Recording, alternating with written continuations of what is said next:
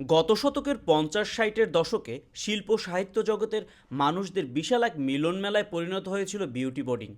শুরুটা ৫০-এর দশকে দুই ভাই নলিনীমোহন সাহা ও প্রহ্লাদ সাহা মিলে তৈরি করেন বিউটি বোর্ডিং। বিউটি নলিনীবাবুর মেয়ের নাম। পুরান ঢাকার বইপেরা হিসাবে খ্যাত বাংলা বাজার ঢুকে একটু সামনেই শ্রীশ দাস লেন, আর সেখানেই অবস্থান বিউটি বোর্ডিংয়ের। থাকার জন্য ২৫টি ঘর আর দুপুর বিকেল ও রাতের খাবারের বন্দোবস্ত নিয়ে শুরু হয় এই পথ চলা। কাছেই থাকতেন কবি শহীদ কাদরী।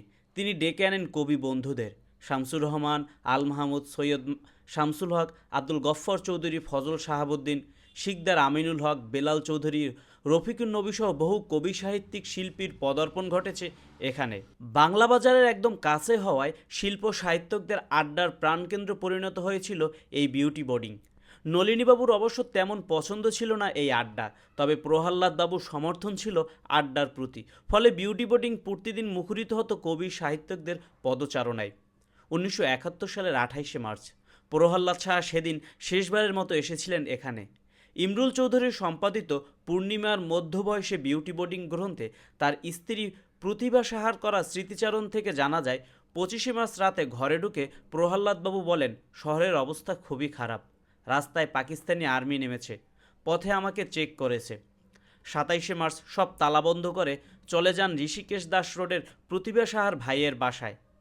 ২৮ মার্চ সকাল ৯টা থেকে দুপুর ১২টা পর্যন্ত কারফিউ শিথিল হয়। বোর্ডিংয়ের স্টাফদের পাওনা মিটিয়ে দিয়ে বোর্ডিং বন্ধ করতে যান প্রহ্লাদবাবু। সেই যে গেলেন, আর ফিরে এলেন না। সেদিন বিউটি বোর্ডিংয়ে প্রহ্লাদ সাহাসহ শহীদ হন মোট ১৮ জন। প্রতিভা সাহা তখন সন্তান সম্ভাবা। দুই ছেলে সমর ও তারক যথাক্রমে ১০ ও ৭ বছরের। এরপর ২৭-২৮ দিন পথে পথে ঘুরে আগরতলা পৌঁছান তারা। তারপর একসময় স্বাধীন হলো এই দেশ। দেশে ফিরে প্রায় শূন্য থেকেই শুরু হলো সব। প্রতিভা সাহা বিউটি বোর্ডিংয়ের দায়িত্ব নেন। বোর্ডিং হওয়ার আগে এই বাড়িতে ছিল সোনার বাংলা পত্রিকার অফিস।